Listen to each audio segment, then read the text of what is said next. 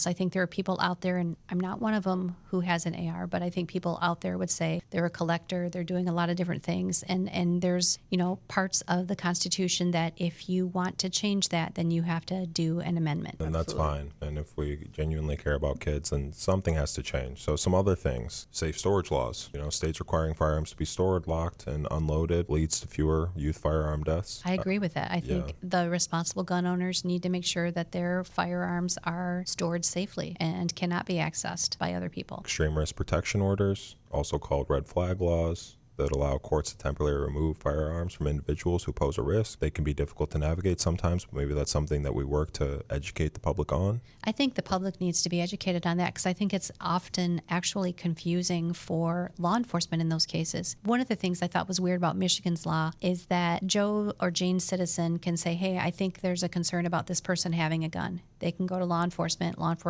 looks into it, and they can go to the court and change it. A prosecutor, however, is not in that list. So if I'm dealing with someone and maybe a victim says, hey, my perpetrator, the defendant who beats the crap out of me on a daily basis, has all these weapons, I myself can't do an emergency risk protection order, but that person could. That's based on the laws that they passed in Michigan? Yeah, but the difficulty with those laws are you have to be certain that that is going to be a risk. You have to be able to clearly enunciate why that is a risk in court because you are taking someone's liberty. Right now, under the Constitution, that's what it is.